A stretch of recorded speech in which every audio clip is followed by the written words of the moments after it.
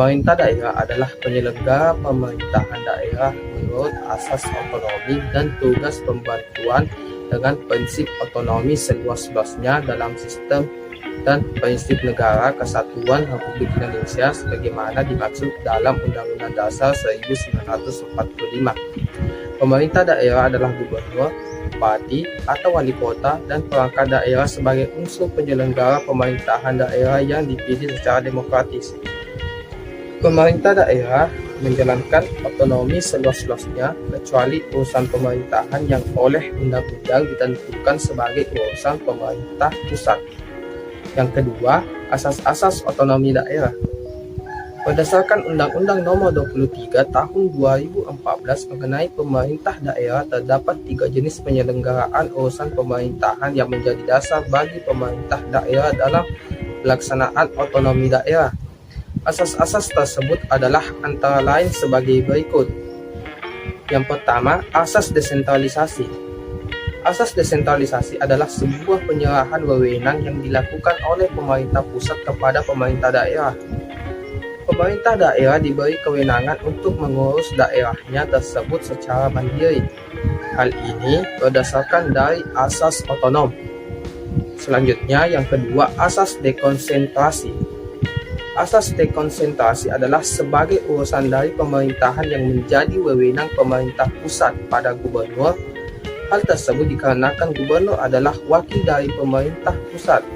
Gubernur sebagai wakil pemerintah pusat pada instansi vertikal di sebuah wilayah tertentu dan atau pada gubernur dan wali kota atau bupati sebagai penanggung jawab dari urusan pemerintahan umum. Yang ketiga, tugas pembantuan. Tugas pembantuan adalah penugasan dari pemerintah pusat kepada daerah otonom untuk melaksanakan sebagian urusan pemerintahan yang menjadi kewenangan pemerintah pusat atau daerah pemerintah daerah provinsi kepada daerah kabupaten atau kota untuk melaksanakan sebagian urusan pemerintahan yang menjadi kewenangan daerah provinsi. Yang ketiga, prinsip otonomi daerah. Adapun prinsip otonomi daerah adalah sebagai berikut. Yang pertama, prinsip otonomi seluas-luasnya. Prinsip otonomi ini memiliki arti bahwa suatu daerah akan diberikan sebuah wewenang. Kewenangan tersebut dipakai untuk mengatur serta mengurus urusan rumah tangganya sendiri. Kewenangan ini juga membuat daerah dapat mengatur pemerintahannya sendiri. Akan tetapi, harus tetap sesuai dengan peraturan perundang-undangan. Seperti ketika sebuah hal menjadi kewenangan pemerintah pusat, maka pemerintah daerah harus mengikuti aturan dari undang-undang tersebut. Yang kedua, prinsip otonomi nyata. Berdasarkan prinsip otonomi nyata, suatu daerah akan diberikan sebuah wewenang. Kewenangan tersebut digunakan untuk menangani urusan-urusan dari pemerintahan. Urusan tersebut didasarkan dari sebuah tugas, wewenang, serta kewajiban. Ketiga hal tersebut secara nyata sudah ada dan memiliki potensi untuk terus berkembang serta hidup sesuai dengan potensi dari daerah tertentu. Yang ketiga, prinsip otonomi yang bertanggung jawab. Prinsip otonomi ini memiliki makna dalam suatu sistem penyelenggaraan pemerintahan. Prinsip ini harus disesuaikan serta diperhatikan. Mengenai tujuan dan maksud dari pemberian otonomi, tujuan yang akan dicapai menurut prinsip otonomi yang bertanggung jawab adalah mampu dan dapat memberdayakan daerahnya masing-masing. Hal ini dilakukan dalam rangka meningkatkan kesejahteraan dari masyarakat yang luas. Selanjutnya mengenai pemerintahan daerah dalam beberapa undang-undang yang pernah berlaku. Yang pertama, Undang-Undang Nomor 1 Tahun 1945 tentang Kedudukan Komite Nasional Daerah. Undang-undang ini menyebutkan setidaknya ada 3 jenis daerah yang memiliki otonomi, yaitu keresidenan, kota otonom, dan kabupaten, serta lain-lain daerah yang dianggap perlu kecuali daerah Surakarta dan Yogyakarta. Pemberian otonomi ini dilakukan dengan membentuk Komite Nasional Daerah sebagai badan perwakilan rakyat daerah. Sebagai penyelenggara pemerintahan daerah adalah Komite Nasional Daerah bersama-sama dengan dan dipimpin oleh kepala daerah. Untuk pemerintahan sehari-hari dibentuk badan eksekutif dari dan oleh Komite Nasional Daerah dan dipimpin oleh kepala daerah. Undang Nomor 22 Tahun 1948 mengenai pemerintahan daerah. Undang-undang ini mengatur pertama kali mengatur susunan dan kedudukan pemerintahan daerah di Indonesia. Secara umum, Indonesia memiliki dua jenis daerah berotonomi, yaitu daerah otonomi biasa dan daerah otonomi khusus, yang disebut dengan daerah istimewa. Yang diberi nomenklatur daerah istimewa adalah daerah kerajaan atau kesultanan. Nah, pemerintahan masing-masing daerah berotonomi tersebut memiliki 3 tingkatan dan nomenklatur yang berbeda-beda, yaitu seperti tingkatan daerah otonom. Pada tingkat pertama itu provinsi merupakan nomenklatur daerah otonomi biasa, dan setingkat dengan provinsi merupakan nomenklatur daerah otonomi khusus. Tingkat kedua, kabupaten atau daerah istimewa setingkat merupakan daerah otonomi khusus, dan daerah istimewa setingkat adalah kabupaten. Dan tingkat 3 merupakan daerah otonomi itu adalah desa. Daerah otonomi biasanya adalah marga atau daerah istimewa setingkat, dan daerah istimewa setingkat merupakan nama lain atau kota kecil atau desa. Nah, undang-undang menentukan bahwa pemerintahan lokal menggunakan nomenklatur atau pemerintahan daerah yang terdiri dari 2, yaitu legislatif atau DPRD, Dewan Perwakilan Rakyat Daerah, dan eksekutif atau Dewan Perwakilan Daerah. Yang kedua yaitu saya akan menjelaskan mengenai Undang-Undang Nomor 1 Tahun 1957 tentang pokok-pokok pemerintahan daerah, yang dimana dalam undang-undang ini mengatur pembagian wilayah Republik Indonesia dalam daerah sementara, bentuk dan susunan pemerintah daerah, sidang dan susunan pemerintahan daerah, rapat DPRD, kekuasaan dan tugas kewajiban pemerintah daerah, sekretaris dan pegawai daerah, keuangan dan pengawasan terhadap daerah. Pemerintahan daerah menurut penetapan Presiden nomor 66 tahun 1959, penetapan Presiden ini bertitik berat pada kestabilan dan efisiensi pemerintahan daerah dengan memasukkan elemen-elemen baru, antara lain pemusatan pimpinan pemerintahan di tangan kepala daerah, di mana kepala daerah dibantu oleh Badan Pemerintah Harian atau BPH dan DPRD atau Dewan Perwakilan Rakyat Daerah yang diketuai oleh kepala daerah dan bekerja menurut sistem demokrasi terpimpin. Selanjutnya, yang kedua, Undang-Undang Nomor 18 Tahun 1965 tentang pokok-pokok pemerintahan daerah.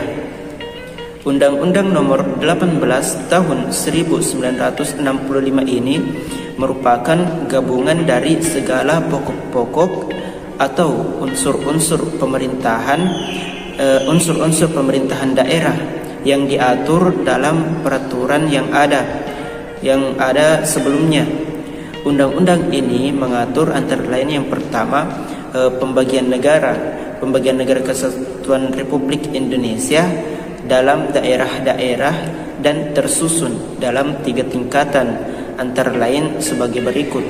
Yang pertama, provinsi dan atau kota praja sebagai daerah tingkat 1. Yang kedua, kabupaten dan atau kota madya sebagai daerah tingkat 2. Dan yang ketiga, kecamatan dan atau kota praja sebagai daerah tingkat 3.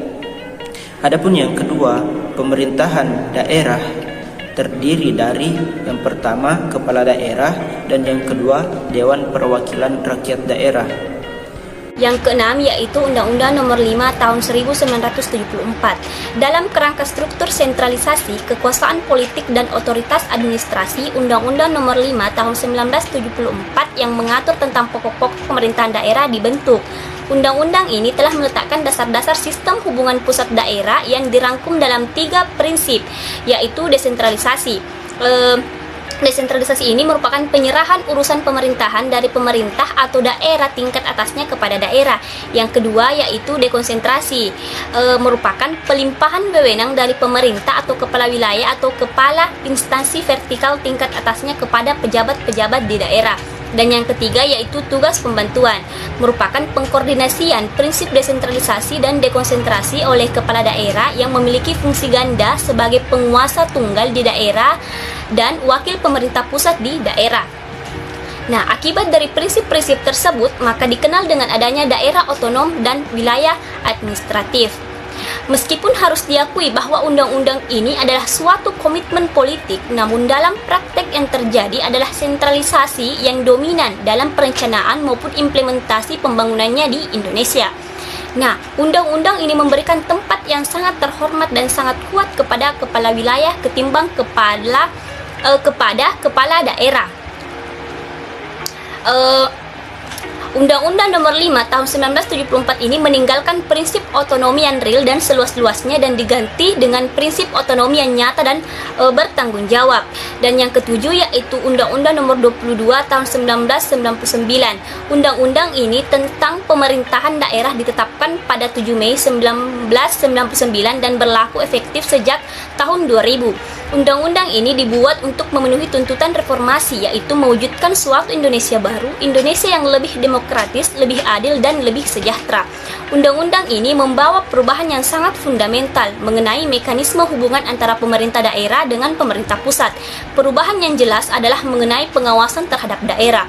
Pada masa lampau, semua pada dan keputusan kepala daerah harus disahkan oleh pemerintah yang lebih tinggi tingkatannya, seperti Mendagri untuk pembuatan perda atau provinsi atau daerah tingkat 1, gubernur kepala daerah mengesahkan perda kabupaten atau daerah tingkat 2. Dengan berlakunya Undang-Undang Nomor 22 Tahun 1999 ini, daerah hanya diwajibkan melaporkan saja kepada pemerintah di Jakarta.